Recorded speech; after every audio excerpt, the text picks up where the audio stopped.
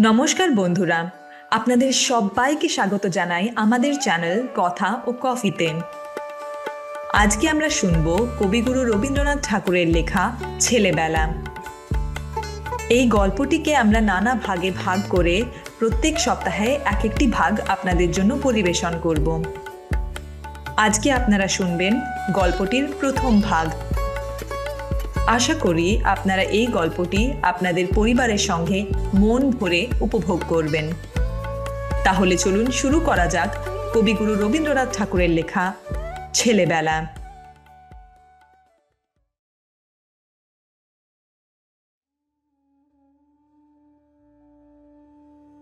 প্রথম পর্ব। আমি জন্ম নিয়েছিলাম সেকেলে, কলকাতায়। শহরের শ্যাকরা গাড়ি ছুটছে তখন ছটছট করে ধুলো উড়িয়ে। দড়ির চাবুক পড়ছে হাড় বের করা ঘোড়ার পিঠে। না ছিল ট্রাম, না ছিল বাস, আর না ছিল মোটর গাড়ি।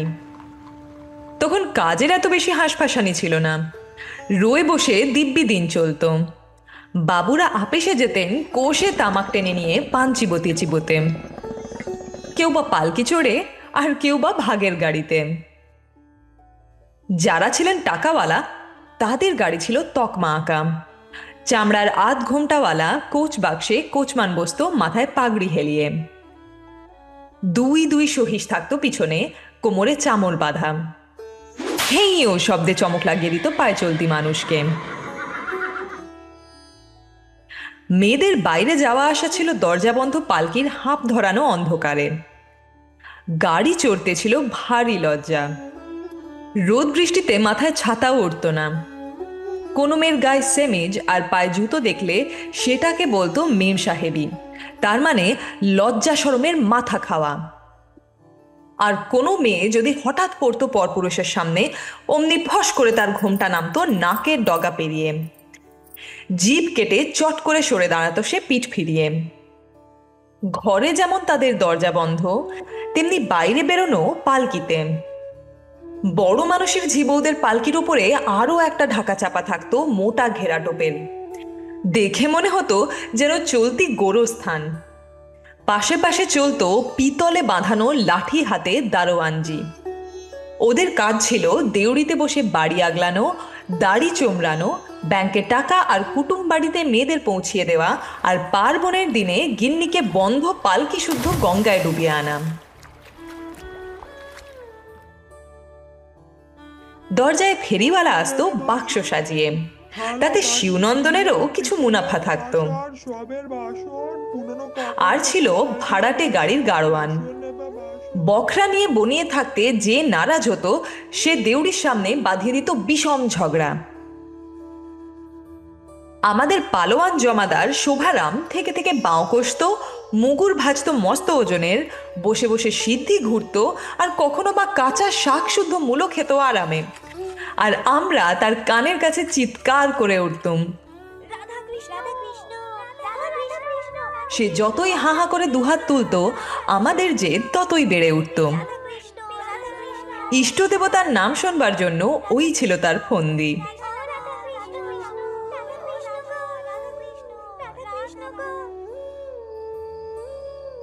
তখন শহরে না ছিল গ্যাস, না ছিল বিজলি বাতি।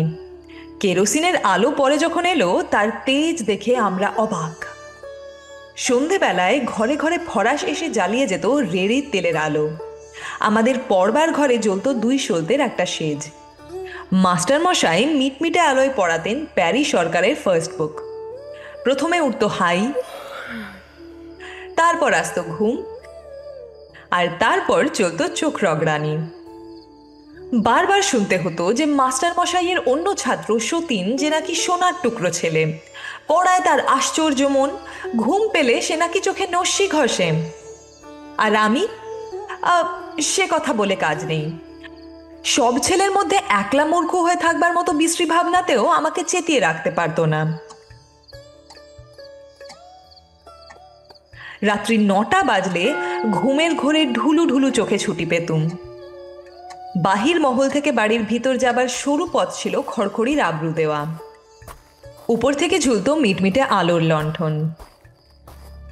চলতুম, আর মন বলতো কি জানি কিসে পিছু ধরেছে। পিঠ শিউরে উঠত। তখন ভূত প্রেত ছিল গল্পে গুজবে, এবং কিছু ছিল মানুষের মনের আনাচে কানাচে। কোন দাসী কখন হঠাৎ শুনতে পেত শাঁকচুন্নির নাকি সুর।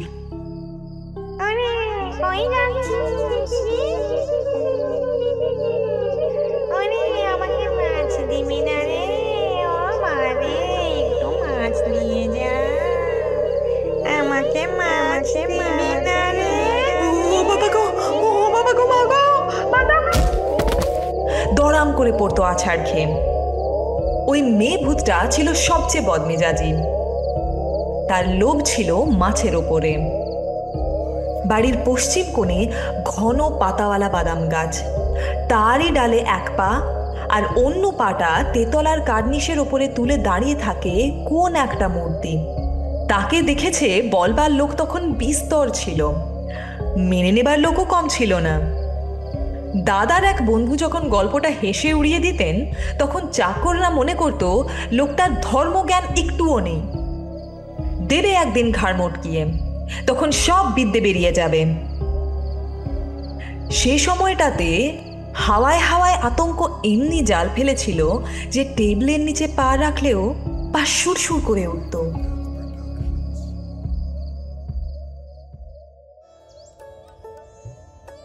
তখন জলের কল বসেনি। বেহারা কাঁখে করে কলসি ভরে মাঘ ফাগুনের গঙ্গার জল তুলে আনত। একতলার অন্ধকার ঘরে সারি সারি ভরা থাকতো বড় বড় জ্বালায় সারা বছরের খাবার জল। নিচের তলার সেসব স্যাঁতস্যাঁতে এঁধো কুটুরিতে গা ঢাকা দিয়ে যারা বাসা করেছিল, কে না জানে তাদের মস্ত হাঁ, চোখ দুটো বুকে, কান দুটো কুলোর মতো, আর পা দুটো উল্টো দিকে। সেই ভুতুড়ে ছায়ার সামনে দিয়ে যখন বাড়ির ভিতরে বাগানে যেতুম, তোল পার করে উঠত বুকের ভিতরটা, আর পায়ে লাগাতো তারা।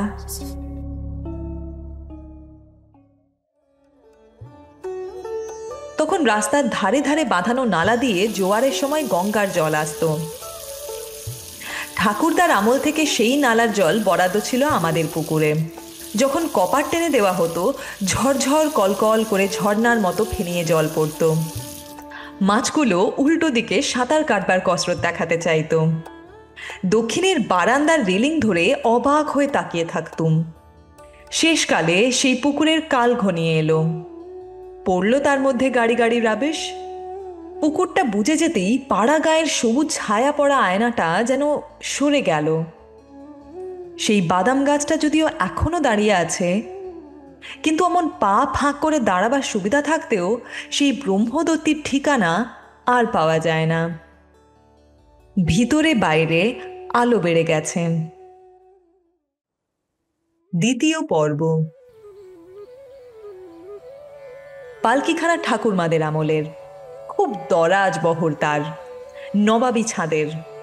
ডান্ডা দুটো ৮ জন বেহারার কাঁধের মাপের, হাতে সোনার কাঁকন, কানে মোটা মাকড়ি, গায়ে লাল রঙের হাত কাটা মেরজাই পরা বেহারার দল সূর্য ডোবার রঙিন মেঘের মতো সাবেক ধনদৌলতের সঙ্গে সঙ্গে গেছে মিলিয়ে। এই পালকির গায়ে ছিল রঙিন লাইনে আঁকচোখ কাটা, কতক তার গেছে ক্ষয়ে, দাগ ধরেছে এখানে সেখানে, নারকলের ছোবড়া বেরিয়ে পড়েছে ভিতরের গদি থেকে। এ যেন এখানের নাম কাটা আসবাব পড়ে আছে খাতাঞ্চি খানার বারান্দায় এক কোণে। আমার বয়স তখন এই ৭ কি ৮ বছর হবে। এ সংসারে কোনো দরকারি কাজে আমার হাত ছিল না, আর ওই পুরনো পালকিটাকেও সকল দরকারের কাজ থেকে বরখাস্ত করে দেওয়া হয়েছে। এই জন্যেই ওর উপরে আমার এতটা মনের টান ছিল। ও যেন সমুদ্রের মাঝখানে একটা দ্বীপ, আর আমি ছুটির দিনে রবিনসন ক্রুসো। বন্ধ দরজার মধ্যে ঠিকানা হারিয়ে চারদিকে নজরবন্দি এড়িয়ে বসে আছি।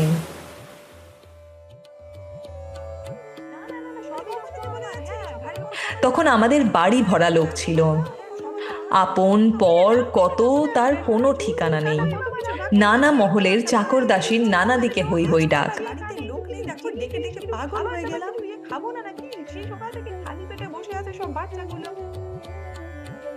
সামনের উঠোন দিয়ে প্যারি দাসী ধামা কাঁখে বাজার করে নিয়ে আসছে তরিতরকারি।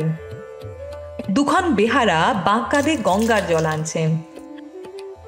বাড়ির ভিতরে চলেছে তাঁতিনি নতুন ফ্যাশন পেরে শাড়ির সওদা করতে। দেখি দেখি দেখাও দেখাও তো এই বাবা কি সুন্দর শাড়িগুলো, বাবা একটু দেখাও দেখাও পাড়ের কাজটা দেখেছো কি সুন্দর দিয়েছো, কি সুন্দর গো। মাইনে করা যে দিনু শ্যাকরা গলির পাশের ঘরে বসে হাপড় ফোঁস ফোঁস করে বাড়ির ফরমাস খাটত, সে আসছে খাতানচিখানায় কানে পালকের কলম গোজা কৈলাস মুখুজ্জের কাছে পাওনার দাবি জানাতেন। উঠোনে বসে টং টং আওয়াজে পুরনো লেপের তুলো ধুনছে ধুনুরি। বাইরে কানা পালোয়ানের সঙ্গে মুকুন্দলাল দারোয়ান লুটোপুটি করতে করতে কুস্তির প্যাঁচ কষছে। চটাচট শব্দে দুই পায়ে লাগাচ্ছে চাপড়। ডন ফেলছে ২০-২৫ বার ঘন ঘন। ভিখিরির দল বসে আছে বরাদ্দ ভিক্ষার আশায়। বেলা বেড়ে যায়, রোদ্দুর ওঠে কড়া হয়ে, দেউড়িতে ঘণ্টা বেজে ওঠে। পালকির ভিতরকার দিনটা ঘণ্টার হিসাব মানে না। সেখানকার ১২টা সেই সাবেক কালের, যখন রাজবাড়ির সিংহদ্বারে সভাভঙ্গের ডঙ্কা বাজত, রাজা যেতেন স্নানে চন্দনের জলে। ছুটির দিন দুপুরবেলা যাদের তাঁবেদারিতে ছিলুম, তারা খাওয়া দাওয়া সেরে ঘুম দিচ্ছে।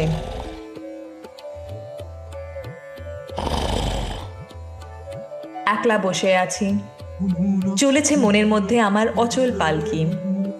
হাওয়ায় তৈরি বেহারাগুলো আমার মনের নিমজ্ঞে মানুষ। চলার পথটা কাটা হয়েছে আমারই খেয়ালে। সেই পথে চলেছে পালকি দূর দূর দেশে। সেই সব দেশের বই পড়া নাম আমারই লাগিয়ে দেওয়া। কখনো বা তার পথটা ঢুকে পড়ে ঘন বনের ভিতর দিয়ে। বাঘের চোখ জল জল করছে, গা করছে ছমছম। সঙ্গে আছে বিশ্বনাথ শিকারী। বন্দুক ছুটল, ব্যাস সব চুপ।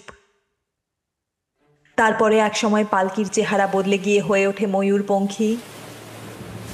ভেসে চলে সমুদ্রে, ডাঙা দেখা যায় না। দাঁড় পড়তে থাকে ছপ ছপ। ঢেউ উঠতে থাকে দুলে দুলে, ফুলে ফুলে। মাল্লারা বলে ওঠে,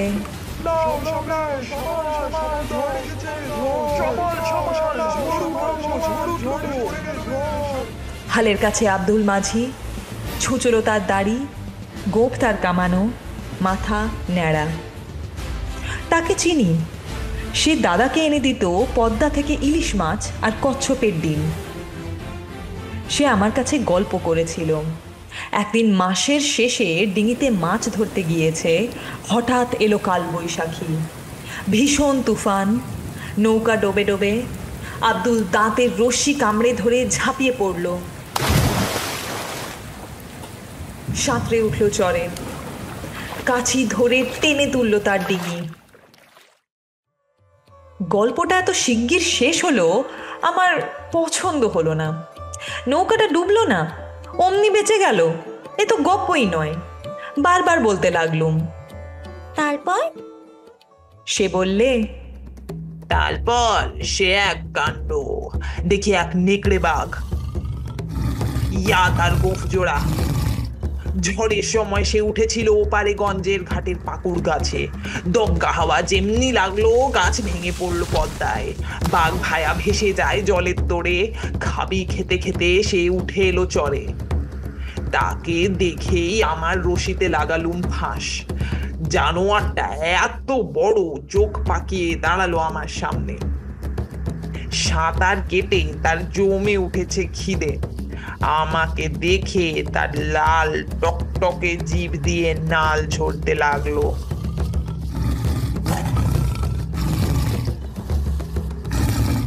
বাইরে ভিতরে অনেক মানুষের সঙ্গে তার চেনাশোনা হয়ে গেছে, কিন্তু আব্দুলকে সে চেনে না। আমি ডাক দিলুম, আও বাছা। সে সামনের দুপা তুলে উঠতেই দিলুম তার গলায় ফাঁস আটকিয়ে।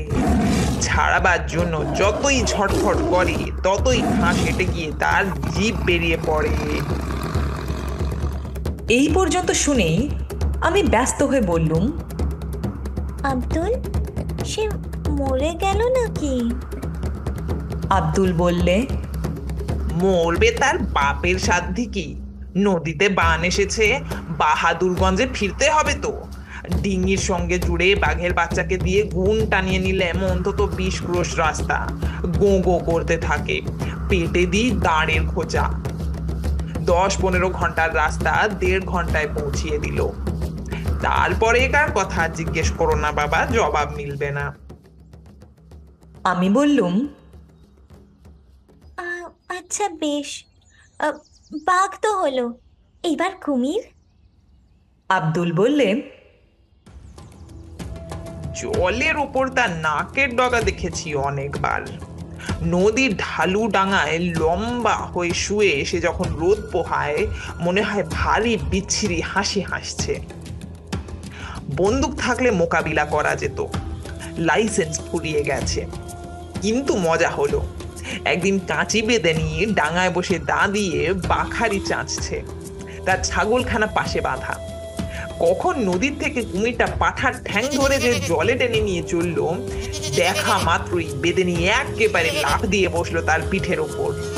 দা দিয়ে ওই দানো গিরগিটির গলায় পোঁচের ওপর পোঁচ লাগালো। ছাগল ছানা ছেড়ে জন্তুটা ডুবে পড়লো জলে। আমি আবার ব্যস্ত হয়ে বললুম, তারপরে? আব্দুল বললে, তারপরে কার খবর তলিয়ে গেছে জলের তলায়, তুলে আনতে দেরি হবে। আসছে বার যখন দেখা হবে চর পাঠিয়ে খোঁজ নিয়ে আসবো। কিন্তু সে তো আর আসেনি, হয়তো খোঁজ নিতে গেছে। এই তো ছিল আমার পালকির ভিতরকার সফর। পালকির বাইরে এক একদিন ছিল আমার মাস্টারি। রেলিংগুলো আমার ছাত্র। ভয় থাকতো চুপ। এক একটা ছিল ভারী দুষ্টু, পড়াশোনায় কিছু মনই নেই। ভয় দেখায় যে বড় হলে কুলিগিরি করতে হবে। মার খেয়ে আগাগোড়া গায়ে দাগ পড়ে গেছে, কিন্তু দুষ্টুমি থামতেই চায় না। কেননা থামলে যে চলে না, খেলা বন্ধ হয়ে যায়। আরও একটা খেলা ছিল, সে আমার কাঠের শিঙিকে নিয়ে। পুজোয় বলিদানের গল্প শুনে ঠিক করেছিলুম শিঙিকে বলি দিলে খুব একটা কাণ্ড হবে। তার পিঠে কাঠি দিয়ে অনেক কোপ দিয়েছি। মন্তরও বানাতে হয়েছিল, নইলে যে পুজো হয় না। সিঙ্গি মামা কাতুম, আন্দি বসিয়ে বাতুম, উলুকুর ধুলুকুর ধামকুরকুর, আখরোট বাখরোট খটখট খটাস পটপট পটাস। এর মধ্যে প্রায় সব কথাই ধার করা, কেবল আখরোট কথাটাই আমার নিজের। আখরোট খেতে ভালোবাসতুম। খটাস শব্দ থেকে বোঝা যাবে আমার খাড়াটা ছিল কাঠের, আর পটাশ শব্দে জানিয়ে দিচ্ছে যে সে খাড়া মজবুত ছিল না।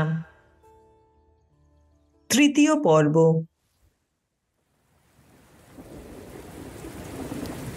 কাল রাত্রির থেকে মেঘের কামাই নেই, কেবলই চলছে বৃষ্টি। গাছগুলো বোকার মতো জবুথবু হয়ে রয়েছে। পাখির ডাক বন্ধ। আজ কিরকম মনে পড়ছে আমার ছেলেবেলাকার সন্ধেবেলা। তখন আমাদের ওই সময়টা কাটতো চাকরদের মহলে। তখনও ইংরেজি শব্দের বানান আর মানে মুখস্থর বুক ধরাস সন্ধেবেলার ঘাড়ে চেপে বসেনি। সেজো দাদা বলতেন, আগে চাই বাংলা ভাষার গাঁথুনি, তারপরে ইংরেজি শেখার পত্তন। তাই যখন আমাদের বয়সী স্কুলের সব পোড়োরা গড় গড় করে আউড়ে চলেছে, আই অ্যাম আপ, আমি হই উপরে, হি ইজ ডাউন, তিনি হন নিচে, তখনও বিএডি ব্যাড এবং এমএডি ম্যাড পর্যন্ত আমার বিদ্যা পৌঁছয়নি। নবাবী জবানিতে চাকর নকরদের মহলকে তখন বলা হতো তোষাখানা। যদিও সেকেলে আমেরি দশা থেকে আমাদের বাড়ি নেমে পড়েছিল অনেক নিচে, তবু তোষাখানা, দফতরখানা, বৈঠকখানার নামগুলো ছিল ভিত আঁকড়ে। সেই তোষাখানার দক্ষিণ ভাগে বড় একটা ঘরে কাচের সেজে রেড়ি তেলের আলো জ্বলছে মিটমিট করে। গণেশ মার্কা ছবি আর কালী মায়ের পট রয়েছে দেওয়ালে। তারই আশপাশে টিকটিকি রয়েছে পোকা শিকারে। ঘরে কোনো আসবাব নেই। মেঝের ওপরে একখানা ময়লা মাদুর পাতা। জানিয়ে রাখি, আমাদের চাল ছিল গরিবের মতো, গাড়ি ঘোড়ার বালাই ছিল না বললেই চলে। বাইরে কোণের দিকে তেঁতুল গাছের তলায় ছিল চালা ঘরে একটা পালকি গাড়ি আর একটা বুড়ো ঘোড়া। পরনের কাপড় ছিল নেহাত সাদাসিধে। অনেক সময় লেগেছিল পায়ে মোজা উঠতে। যখন ব্রজেশ্বরের ফর্দ এড়িয়ে জলপানে বরাদ্দ হলো পাউরুটি আর কলা পাতা মোড়া মাখন, মনে হলো আকাশ যেন হাতে নাগাল পাওয়া গেল। সাবেককালের বড় মানুষের ভগ্নদশা সহজেই মেনে নেবার তালিম চলছিল। আমাদের এই মাদুর পাতা আসরে যে চাকরটি ছিল সর্দার, তার নাম ব্রজেশ্বর। চুলে গোঁফে লোকটা কাঁচা পাকা, মুখের ওপর টান পড়া শুকনো চামড়া, গম্ভীর মেজাজ, কড়া গলা, চিবিয়ে চিবিয়ে কথা। তার পূর্ব মনিব ছিলেন লক্ষ্মীমন্ত, নাম ডাকওয়ালা। সেখান থেকে তাকে নামতে হয়েছে আমাদের মতো হেলায় মানুষ ছেলেদের খবরদারির কাজে। শুনেছি গ্রামের পাঠশালায় এসে গুরুগিরি করেছে। তার ভাষায় আর চালচলনে এই গুরু মশাই ছিল একদম স্পষ্ট। বাবুরা বসে আছেন না বলে সে বলতো অপেক্ষা করে আছেন। শুনে মনিবরা হাসাহাসি করতেন। যেমন ছিল তার গুমর, তেমনি ছিল তার সূচিবাই। স্নানের সময়ে সে পুকুরে নেমে উপরকার তেল ভাসা জল 2 হাত দিয়ে 5-7 বার ঠেলে দিয়ে একেবারে ঝুপ করে দিত ডুব। স্নানের পর পুকুর থেকে উঠে বাগানের রাস্তা দিয়ে ব্রজেশ্বর এমন ভঙ্গিতে হাত বাঁকিয়ে চলতো যেন কোনো মতে বিধাতার এই নোংরা পৃথিবীটাকে পাশ কাটিয়ে চলতে পারলেই তার জাত বাঁচে। চালচলনে কোনটা ঠিক কোনটা ঠিক নয়, চালচলনে কোনটা ঠিক আর কোনটা ঠিক নয়, এ নিয়ে খুব ঝোঁক দিয়ে সে কথা কইত। এদিকে তার ঘাড়টা ছিল কিছু বাঁকা, তাতে তার কথার মান বাড়ত। কিন্তু ওরই মধ্যে একটা খুঁত ছিল গুরুগিরিতে। ভিতরে ভিতরে তার আহারের লোভটা ছিল খুব চাপা। আমাদের পাতে আগে থাকতে ঠিক মতো ভাগে খাবার সাজিয়ে রাখার তার নিয়ম ছিল না।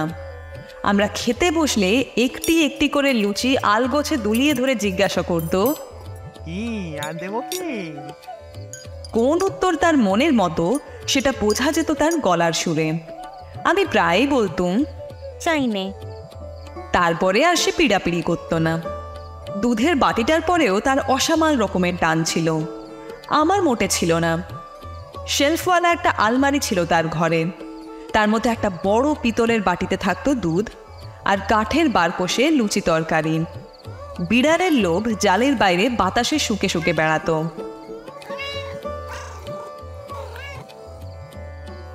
এমনি করে অল্প খাওয়া আমার ছেলেবেলা থেকেই দিব্যি হয়ে গিয়েছিল। সেই কম খাওয়াতে আমাকে কাহিল করেছিল এমন কথা বলার জো নেই। যে ছেলেরা খেতে কসুর করতো না, তাদের চেয়ে আমার গায়ের জোরে বেশি বই কম ছিল না। শরীর এত বিশ্রী রকমের ভালো ছিল যে স্কুলে পালাবার ঝোঁক যখন হয়রান করে দিত, তখনও শরীরের কোনো রকমের জুলুমের জোরেও ব্যায়ামও ঘটাতে পারতুম না। জুতো জলে ভিজে বেড়ালুম সারাটা দিন, কিন্তু সর্দি হলো না। কার্তিক মাসে খোলা ছাদে শুয়েছি, চুল জামা গেছে ভিজে, গলার মধ্যে একটু খুশখুশানি কাশিরও সাড়া পাওয়া যায়নি। আর পেট কামড়ানি বলে ভিতরে ভিতরে বদহজমের যে একটা তাগিদ পাওয়া যায়, সেটাও বুঝতে পাইনি পেটে। কেবল দরকার মতো মুখে জানিয়েছি মায়ের কাছে। শুনে মা মনে মনে হাসতেন, একটুও ভাবনা করতেন বলে মনে হয়নি। তবু চাকরকে ডেকে বলে দিতেন, এই ভৈরব, ভৈরব রে, একটু শুনে যা। বাবু আজকে একটু মাস্টারকে জানিয়ে দে না, আজ আর পড়াতে হবে না। আমাদের সেকেলে মা মনে করতেন, ছেলে মাঝে মাঝে পড়া কামাই করলে এতই বা কি লোকসান। এখনকার মায়ের হাতে পড়লে মাস্টারের কাছে তো ফিরে যেতেই হতো, তার উপরে খেতে হতো কান মোলা। হয়তো বা মুচকি হেসে গিলিয়ে দিতেন ক্যাস্টার অয়েল। চিরকালের জন্য আরাম হতো ব্যামোটা। দৈবাত কখন আমার জ্বর হয়েছে তাকে চোখেও দেখিনি। ডাক্তার একটু গায়ে হাত দিলেই প্রথম দিনের ব্যবস্থা করতেন ক্যাস্টার অয়েল আর উপোস। জল খেতে পেতুম অল্প একটু, সেও গরম জল, তার সঙ্গে এলাচ দানা চলতে পারত। 3 দিনের দিনই মৌরলা মাছের ঝোল আর গলা ভাত উপোসের পরে ছিল অমৃত। জ্বরে ভোগা কাকে বলে মনেও পড়ে না। ম্যালেরিয়া বলে শব্দটা শোনাই ছিল না। ওয়াক ধরানো ওষুধের রাজা ছিল এই তেলটা। কিন্তু মনে পড়ে না কুইনেন। গায়ে ফোড়া কাটা, ছুরির আঁচড় কোনো দিন পড়েনি। হাম বা জল বসন্ত কাকে বলে আজ পর্যন্ত জানিনি। শরীরটা ছিল এক গুঁয়ে রকমের ভালো। মায়েরা যদি ছেলেদের শরীর এতটা নিরোগী রাখতে চান যাতে মাস্টারের হাত এড়াতে না পারে, তাহলে ব্রজেশ্বরের মতো একটা চাকর খুঁজে বের করুন। খাবার খরচার সঙ্গে সঙ্গেই সে বাঁচাবে ডাক্তারেরও খরচা, বিশেষ করে এই কলের জাতান ময়দা আর এই ভেজাল দেওয়া ঘি তেলের দিনে। একটা কথা মনে রাখা দরকার, তখনও বাজারে চকলেট দেখা দেয়নি। ছিল 1 পয়সা দামের গোলাপি রেউড়ি। গোলাপি গন্ধের আমেজ দেওয়ায় তিলে ঢাকা চিনির ডালা আজও ছেলেদের পকেট চটচটে করে তোলে কিনা জানি নে। নিশ্চয়ই এখনকার মানিলোকের ঘর থেকে লজ্জায় দৌড় মেরেছে। আচ্ছা, সেই ভাজা মশলার ঠোঙা গেল কোথায়? আর সেই সস্তা দামের তিলে গজা, সে কি এখনো টিকে আছে? না থাকে তো তাকে ফিরে আনার দরকার নেই। ব্রজেশ্বরের কাছে সন্ধেবেলায় দিনে দিনে শুনেছি কৃত্তিবাসের 7 কাণ্ড রামায়ণটা। সেই পড়ার মাঝে মাঝে এসে পড়ত কিশোরী চাটুর্যে। সমস্ত রামায়ণের পাঁচালী ছিল সুর সমেত তার মুখস্থ। সে হঠাৎ আসন দখল করে কৃত্তিবাসকে ছাপিয়ে দিয়ে হু হু করে আউড়িয়ে যেত তার পাঁচালীর পালা। ওরেরই লক্ষণ, একই অলক্ষণ, বিপদ ঘটেছে বিলক্ষণ। তার মুখে হাসি, মাথার টাক ঝকঝক করছে। গলা দিয়ে ছড়া কাটা লাইনের ঝর্ণার সুর বাজিয়ে চলেছে। পদে পদে শব্দের মিলগুলো বেজে ওঠে যেন জলের নিচেকার নুড়ির আওয়াজ। সেই সঙ্গে চলত তার হাত পা নেড়ে ভাব পাতলানো। কিশোরী চাটুর্যের সবচেয়ে বড় আফসোস ছিল এই যে দাদা ভাই, অর্থাৎ কিনা আমি, এমন গলা নিয়ে পাঁচালের দলে ভর্তি হতে পারলুম না। পারলে দেশে যা হয় একটা নাম থাকতো। রাত হয়ে আসত, মাদুর পাতা বৈঠক যেত ভেঙে। ভূতের ভয়ে শিরদাঁড়ার ওপর চাপিয়ে চলে যেতুম বাড়ির ভিতরে সোজা মায়ের ঘরে। মা তখন তার খুঁড়িকে নিয়ে তাস খেলছেন। পঙ্খের কাজ করা ঘর হাতির দাঁতের মতো চকচকে, মস্ত তক্তপোষের উপর জাজিম পাতা। এমন উৎপাত বাঁধিয়ে দিতুম যে তিনি হাতের খেলা ফেলে দিয়ে বলতেন, জ্বালাতন করে খালি, যাও খুড়ি ওদের গল্প শোনাও গে। ভাল লাগে না, একটু মন ভরে তাসটাও খেলতে দেবে না। আমরা বাইরের বারান্দায় ঘটির জলে পা ধুয়ে দিদিমাকে টেনে নিয়ে বিছানায় উঠতুম। সেখানে শুরু হতো দৈত্যপুরী থেকে রাজকন্যার ঘুম ভাঙিয়ে আনার পালা। এক যে ছিল রাজকন্যা, তাকে বেঁধে রাখা হয়েছিল বিশাল এক মাঝখানে হাসির আমারই ঘুম মধ্যে। ভাঙায় কে? তার মধ্যে বড় বড় দৈত্য দানও ছিল, আর সে ঘুমিয়েছিল। রাতের প্রথম প্রহরে শিয়াল ডেকে উঠত। তখনও শেয়াল ডাকা রাত কলকাতার কোনো কোনো পুরনো বাড়ির ভিতের নিচে উকড়ে উঠত। চতুর্থ পর্ব।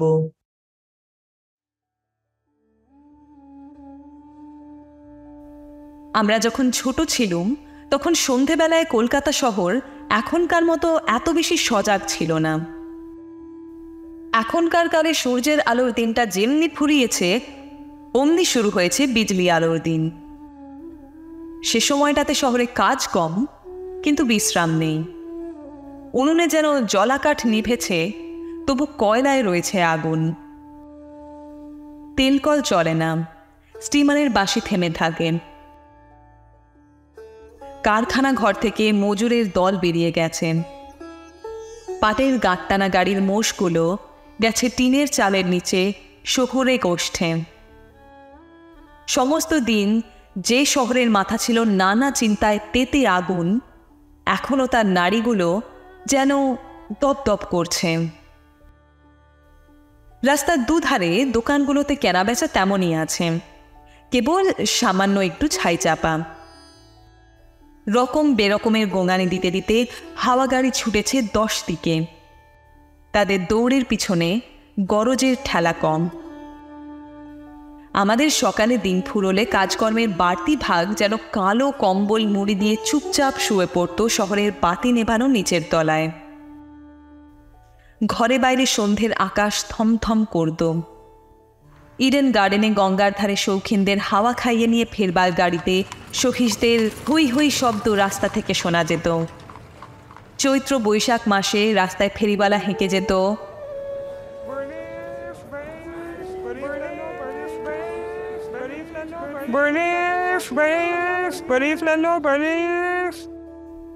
হাঁড়িতে বরফ দেওয়া নোনতা জলে ছোট ছোট টিনের চোঙে থাকতো যাকে বলা হতো কুলফির বরফ, এখন যাকে বলে আইস বা আইসক্রিম। রাস্তার দিকে বারান্দায় দাঁড়িয়ে সেই ডাকে মন কিরকম করত তা মনই জানে। আর একটা হাঁক ছিল বেল ফুলের। বসন্তকালের সেই মালিদের ফুলের ঝুড়ির খবর আজ আর নেই, কেন জানি না। তখন বাড়িতে মেয়েদের খোপা থেকে বেলফুলের গোড়ে মালার গন্ধ ছড়িয়ে যেত বাতাসে। গা ধুতে যাবার আগে ঘরের সামনে বসে সম্মুখে হাত আয়না রেখে মেয়েরা চুল বাঁধত। বিনুনি করা চুলের দড়ি দিয়ে খোপা তৈরি করা হতো নানা কারিগরিতে। তাদের পরনে ছিল ফরাস ডাঙার কালো পেড়ে শাড়ি, পাক দিয়ে কুচকিয়ে তোলাম। এ সময় নাপতিনিও আসত, ঝামা দিয়ে পা ঘষে আলতা পরাতো। মেয়ে মহলে তারাই লাগতো খবর চালাচালির কাজে।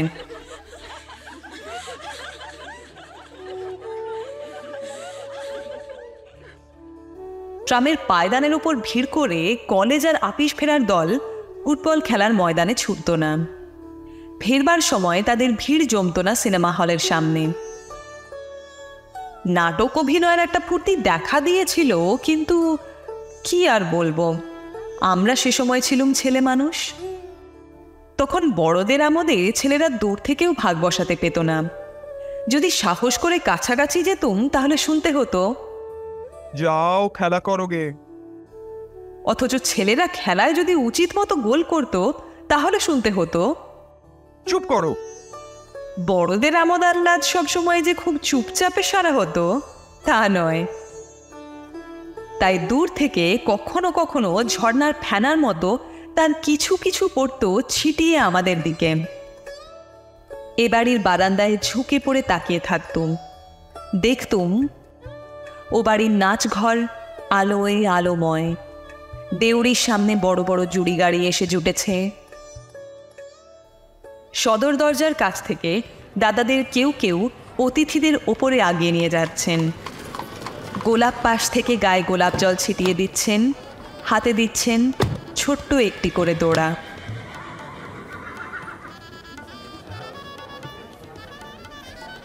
নাটকের থেকে কুলীন মেয়ের ফুপিয়ে কান্না কখনো কখনো কানে আসে।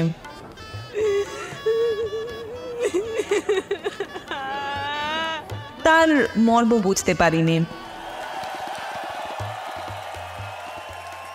যদিও বোঝবার ইচ্ছেটা হয় প্রবল। খবর পেতুম যিনি কাঁদতেন তিনি কুলীন বটে, কিন্তু তিনি আমার ভগ্নিপতি। তখনকার পরিবারে যেমন মেয়ে আর পুরুষ ছিল দুই সীমানায় দুই দিকে, তেমনি ছিল ছোটরা আর বড়রা। বৈঠকখানায় ঝাড় লণ্ঠনের আলোয় চলছে নাচ গান, গুড়গুড়ি টানছেন বড়র দল। মেয়েরা লুকোনো থাকতেন ঝরোখার ও পারে, চাপা আলোয় পানের বাটা নিয়ে। সেখানে বাইরের মেয়েরা এসে যোগ দেন। ফিস ফিস করে চলত গেরস্থালির খবর।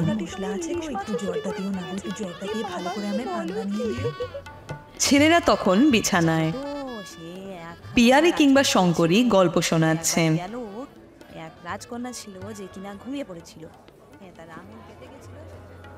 কানে আসছে